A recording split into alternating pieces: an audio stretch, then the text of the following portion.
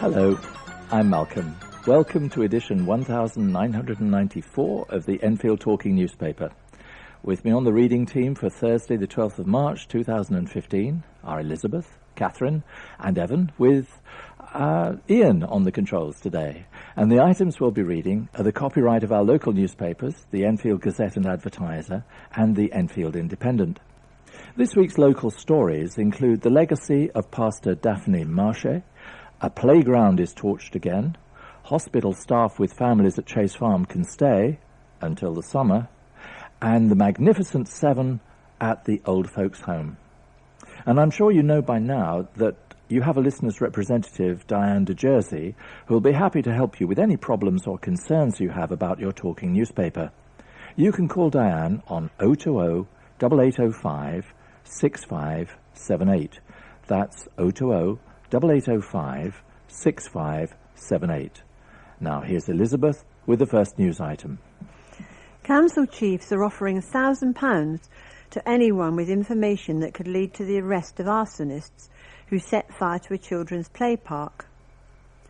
After the council was left totting up the damage among the smoking wreckage of the slides and swings in Grosvenor Park in Winchmore Hill for the second time in 4 months, bosses at the authority have chosen to offer a lump sum of £1,000 to bring the culprits to book. Like the attack in November last year, the fire, which tore through the play park on Friday, February the 26th, will set the council back £30,000. After working with fire chiefs, council bosses have learned that the blaze was started with dozens of copies of a newspaper that were used as kindling. Enfield Council believes that people living nearby may hold key information that could help catch those responsible for the attack, and is asking anyone who saw someone carrying bundles of newspapers near the park on the night in question to get in touch with the police. Chris Bond, a Cabinet Member for Environment and Community Safety, said, "It defies belief that anyone would be stupid enough to set fire to a play area in a wood." He added, "We're appalled and upset that a small number of individuals seem intent on destroying facilities that are made available for the benefit of the community, and I'd urge anyone who shares with our disgust and outrage to contact the police so we can catch the idiots responsible." The attack last November reignited a debate over whether the council should press ahead with plans to leave all parks unlocked overnight to save money from the budget. However, the Associate Cabinet Member for the West of the Borough, Bambos Charalambos, insisted that the vandals were clearly very determined as they were able to navigate lock gates in their bid to torch the park. There is an argument, in fact, that if people were in the park in the evening walking their dogs or jogging, then it would actually deter this type of vandalism, he said. Council chiefs will be installing covert CCTV in the park and are considering upping police controls. The daughter of a charity worker has made an impassioned plea to help keep her mother's charity going after she died. Pastor Daphne Marche, 79, who founded the Get Relief Assistance Counselling Encouragement, or GRACE, organisation more than 30 years ago, died on February the 15th. Hundreds of people gathered last week to pay tribute to Mrs. Marche of Baxter Road, Edmonton, at her funeral. But now there are fears that the charity she set up will have to close. Founded from her kitchen as a Meals on Wheels for the elderly community in Enfield and Haringey, the charity opened a daycare centre in 1983 with a minibus service allowing elderly people to socialise and take part in activities. However, this could all become a thing of the past, and her daughter, Paulette Youssef, told the Enfield Independent that a void has been left in the charity. She said, "She was a selfless person and one of a kind. She had something very unique about her and her charity. There is a massive void in the charity, and we are desperate to continue her legacy of helping the most vulnerable people in the area." The charity grew from strength to strength, with Mrs. Marche receiving numerous awards, including a Certificate of Merit for Outstanding Service to the Community of Haringey in 1994, an award on International Women's Day in 1995 for care of the elderly. In 1997, she was named in the Queen's New Year's Honours List for an MBE for her services to the elderly and Afro-Caribbean community in North London. Ms. Yusuf said, "You can imagine how honoured we were that our mother was being honoured by Her Majesty the Queen for outstanding service in the community. It would be devastating for all her hard work for 30 years to not have a legacy now she has passed." The organisation needs £10,000 after setting up its crowdfunding page, with the page lasting for another 43 days. Ms. Yusuf added, "Mum had an amazing sense of humour and a sharp mind, and we had some great laughs with her, especially when we got together at weekends and holidays. She was not one who necessarily told you what you wanted to hear, but she told you what was good for you. All this was done sensitively and with love." Montaz Marché, Mrs. Marché's granddaughter, who works for the Grace organisation, said, "She was a respected figure in North London, organising community initiatives that donated clothes, children's toys and household goods to people in need. Grace organisation also actively engaged with the young people of North London, providing after-school singing lessons, classes and summer schools. To make a donation, visit www.crowdfunder.uk.co.uk/Grace Organisation or www.graceorganisation.co.uk. Hospital staff with families can stay until the summer, but those without children must be out by the end of the month. Hospital workers who were facing eviction at the end of the month have been given a last-minute reprieve. As reported in the Advertiser earlier this year, doctors, nurses and other key workers at Chase Farm Hospital were due to be evicted by the Royal Free Hospital Trust, which now owns the site, on March 31st. The Trust wanted the workers out of the housing so progress could be made with plans to develop the site, and had given the staff a deadline of March 31st to leave. However, at the 11th hour, the Trust has extended the tenancies of staff with children until July 31st, after Joan Ryan, Labour's prospective parliamentary candidate for Enfield North, lobbied government ministers to give workers more time to find alternative accommodation in the area and prevent a mass exodus of staff from the hospital. The concession addresses one of the primary concerns of workers with families, who feared they would be disrupting their children's education by moving halfway through the school year. However, those staff who do not have children must still leave their properties by the original deadline at the end of this month. Andrew Paniker, the Trust's director of Capital and Estates, told the staff of the decision in a letter dated March 5th. Miss Ryan, who has led the campaign on behalf of the workers, said that she welcomed the small concession from the Hospital Trust, but argued that those without families should also be allowed to stay. A spokesman from the Royal Free in Hampstead said that the extension could not be offered to all key workers currently living on the site because the Trust needs as many properties as possible vacant before the redevelopment of the site can begin. He added that Chase Farm is losing about £1 million every 17 days through sky-high maintenance costs and inefficiencies. We need to act quickly so that this money can instead go towards providing the very best healthcare for the local community, he added. When we first notified tenants in July 2014, we have made one-to-one support available to help them find new accommodation, and we have also offered an ex gratia payment to those who agree to leave by March 31st. We therefore feel we have been more than fair in our dealings with those affected. When the new hospital complex is completed, there will be accommodation for 90 key workers. Nick Dubois, the MP for Enfield North, welcomed the fact that almost 100 workers will be accommodated on the new site. He said, in absolute terms, the proposed site provision would ostensibly serve to alleviate pressure on Enfield Council's housing register. An old folks' home has its own select ton-up club comprising 7 residents, amazingly all aged 100 years or older. Springview Care Home in Crescent Road, Enfield, threw a party last week to celebrate their 107th birthday of its oldest resident, Lily Betty Winter, and among the guests were its 6 other centenarians, 3 of whom have reached the remarkable milestone in the last few months. The combined ages of all 7 totals 710 years. Family, friends and staff also gathered to toast Lily last Friday. She was born one of twins in 1908 in a house just 200 yards from the care home in Waverley Road. She has remained a resident of the borough all her life, having formerly lived as a youngster with her twin brother and 2 younger sisters in nearby Slades Hill, before later caring for her elderly mother in the home they shared in the Ridgeway, Enfield. After her mother's death, Lily moved at the age of 62 to live in Lyndhurst Gardens, Enfield.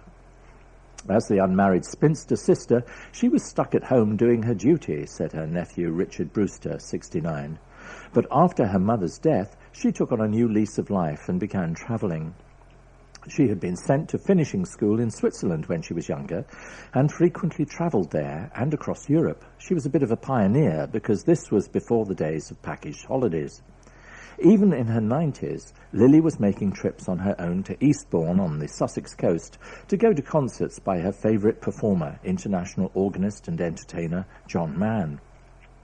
She loves children and was a long-standing parishioner at Christ Church United Reformed Church in Chase Side, added her nephew. She was affectionately known as Betty all her life and is probably remembered by generations of children as their Sunday school teacher. Mr. Brewster says he doesn't know the secret of his aunt's long life, but she has never smoked, and her only tipple is a glass of sherry at Christmas. Among other guests at her party was former heir to the Pearson's department store chain, Christine Henderson, and her husband Robert, who know Lily from when she used to dine daily at the restaurant at the shop in Enfield Town. Springview's other centenarians are Rose Schickel, Emma Vincent, and Lillian Karen, all of whom are 101 years old, and Grace Fricker, Thelma Benson, and Irene McBride, who are aged 100. Goodness me. Pressure on primary school places in the southwest of the borough could be eased after plans for a new primary school were approved.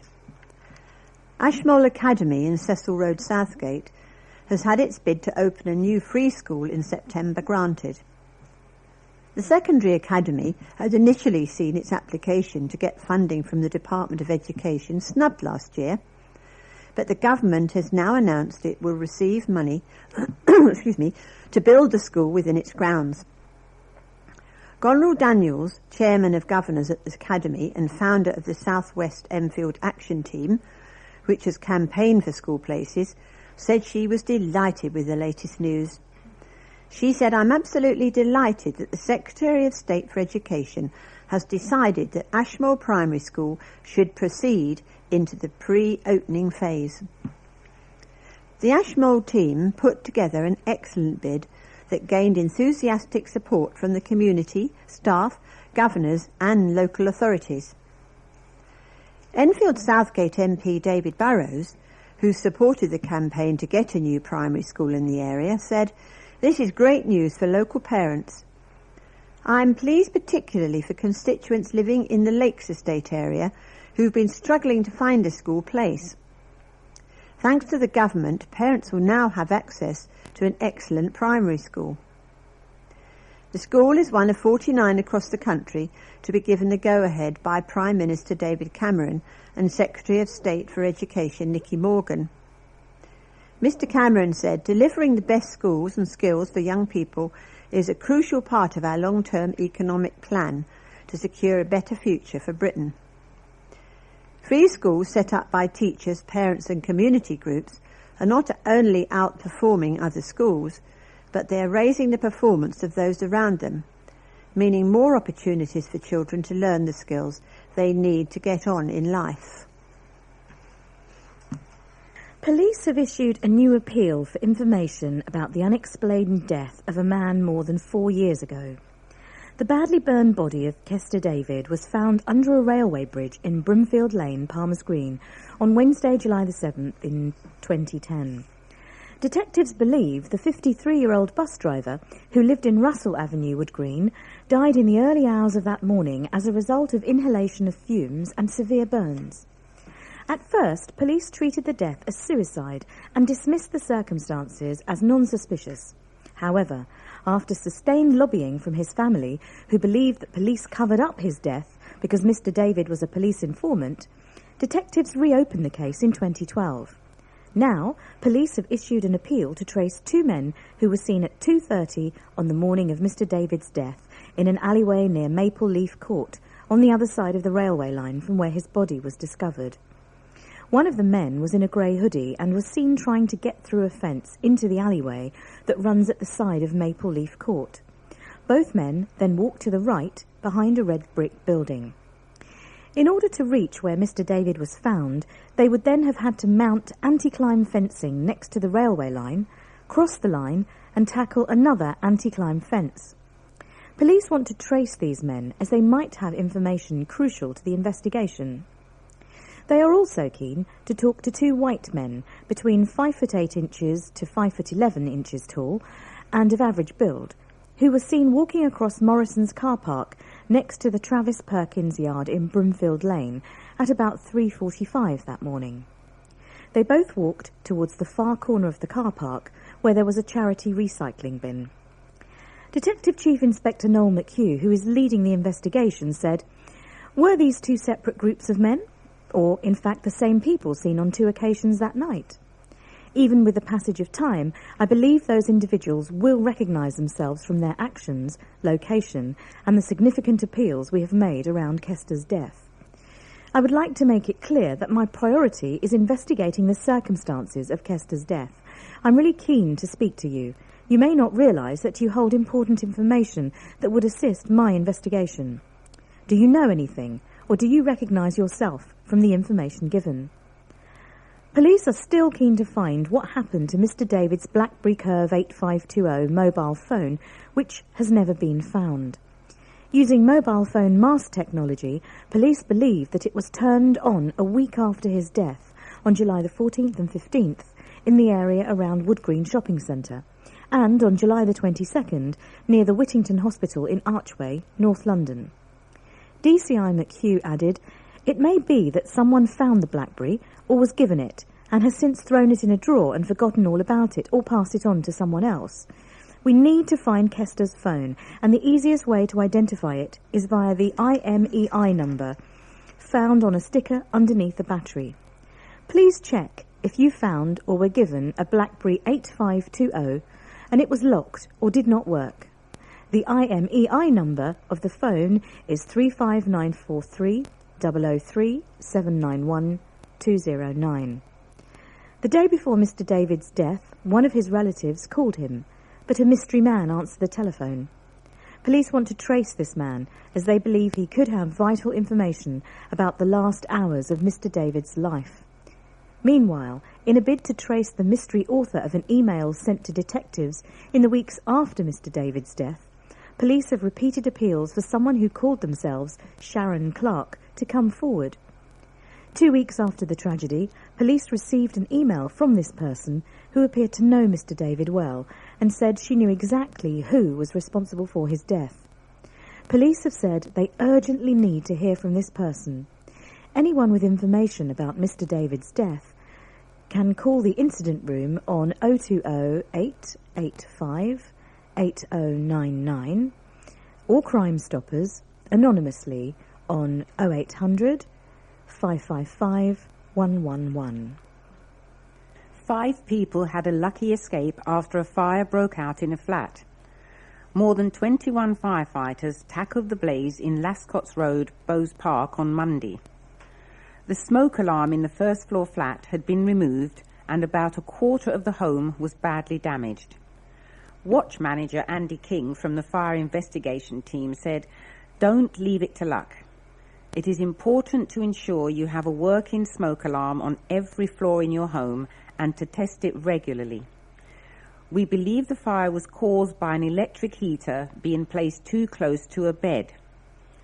Shockingly, over 2/3 of fatal fires involving heaters are caused by clothing or furniture being too close. People need to make sure their portable heaters are standing upright and kept well away from clothes, curtains or furniture. A 13-year-old boy has admitted killing a 53-year-old man outside a block of flats in Edmonton last year. The teenager, who cannot be named for legal reasons, pleaded guilty to the murder of Christopher John Barry on December the 14th, when he appeared at the Old Bailey on Friday afternoon. Mr. Barry was returning to his flat in Brickland Court in the Broadway when he was involved in an altercation with a group of youths. He was stabbed, and although paramedics battled to save his life, he was pronounced dead at the scene shortly after 8:30 p.m. The boy's parents looked on from the side of the court as the defendant, dressed in a blue shirt, pleaded guilty to 1 count of murder. He is due to be sentenced on April the 10th, following pre-sentence reports. Mr. Barry's girlfriend, who was with him on the night of the fatal attack, was not in court. However, some of his family members from Ireland, where he was originally from, were present to hear the accused enter his plea. Enfield North MP Nick Dubois has tabled a bill to help people take action against rogue landlords. Currently, the law only allows ombudsmen to step in on disputes between landlords and their tenants. But the bill would encompass those living next door to rogue landlords or trouble-making tenants. The bill also targets landlords of shared houses, which includes hotels. Mr. Dubois said, "There are simply too many cases where neighbours who are trying to resolve issues, such as distressing antisocial behaviour with some tenants in shared houses, where the landlords either are unaware of the problems their tenants are causing, or worse, don't care about it. Presently, it can be very hard to even try to locate and identify landlords when residents are seeking to enlist landlord help in resolving what can be a very disturbing cycle of antisocial behaviour that is all too often, and it all too often takes too long for authorities to sort it out, if at all. Last year, there were 195,000 shared houses in London, which was a growth of more than 10,000 on the previous 12 months. There are more than 1,000 in Enfield." And another fire-related story here. 2 people saved a man's life after dragging him from a house fire. 6 fire engines and around 35 firefighters battled a blaze in Crescent Rise, Bounds Green, on Friday morning. Station manager Lee Ware, who attended the fire, said, "We understand 2 passers-by broke down the kitchen door and pulled him out.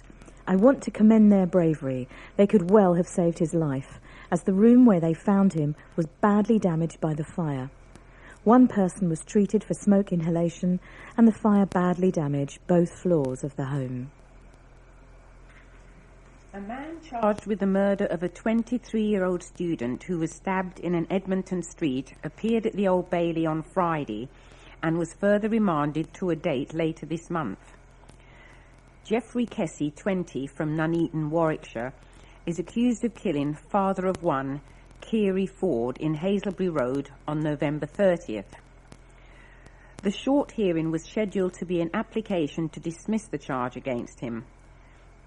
However, counsel for the prosecution told Judge Rebecca Maria Poulette, QC, that she and the defence counsel had agreed that after fresh evidence had been presented, the application would be made later in the month on March 20th. Kessie is due to appear at the Old Bailey again for a plea and case management hearing on March 27th, and the trial date has been set for May 18th. Non-identical twin brothers Dio and Charles Tamale of St Edmunds Road, Edmonton, appeared in the dock beside Kessie. Both are charged with a robbery which is connected to Kiri's death. Although all 3 are charged with separate offences, they will stand trial together. They were remanded in custody. More people are dodging fines for spitting in Enfield than anywhere else in London, with similar bans on the habit. Since a bylaw was introduced in 2013, only 14 people have been prosecuted in the borough after the Over 50s Forum started a petition in 2010 to get spitting outlawed. While the figures in Enfield are quite modest, Waltham Forest and Newham, who both issue fixed penalty notices for spitting, have scooped up 42 and 634 fines, respectively, according to the London Evening Standard newspaper. The power to issue spitting fines of up to £80 through fixed penalty notices has been extended to all London boroughs after Eric Pickles, the Secretary for State for Communities and Local Government, gave the go-ahead to proposals drawn up by London Council's Transport and Environment Committee. Chris Bond, Enfield's Cabinet Member for Environment and Community Safety, defended the low prosecution rate and said, "We're incredibly proud that we obtained the first legal ban on spitting in the UK since 1992 and have successfully prosecuted a number of people for spitting in our borough. However, other local authorities have taken the view that they will deal with spitting through the use of issuing fixed penalty notices. Since it was agreed that fixed penalty notices could be issued for spitting across London, we will be adopting this approach from April, and we expect the number of sanctions handed out for spitting in this borough to increase. And if you could read this article without spitting, then you are to be congratulated." Youngsters, from a primary school in Enfield Lock were chosen to represent children across the borough to mark Commonwealth Day. The pupils from the Prince of Wales School in Salisbury Road joined Enfield Mayor Ali Barkir, Enfield Council Leader Doug Taylor and the Cabinet Members for Children to hoist the Commonwealth flag above the Civic Centre in Silver Street, Enfield. Teenage pregnancy rates have fallen to an all-time low, figures have shown. The rate in the borough of Enfield is now 23 per 1,000 births in 2013, a 58% reduction since 2006, when the rate was 55 per 1,000.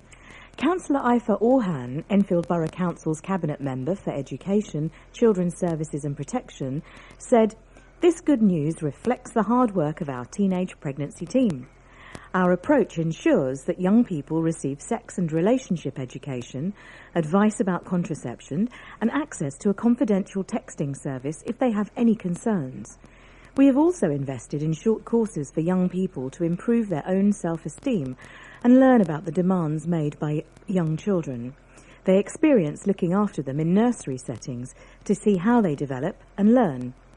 It is an incredibly effective way of showing teenagers what an enormous challenge raising a child can be. Through these sessions, teenagers can see how their lives can be disrupted by early pregnancies, and it has been a great success." And so we've come to the end of side one, and unlike the last time that Team B read to you, there may actually be a side two. So please stop your machine, take out your cassette, turn it over, and start side two. And sorry about the last time.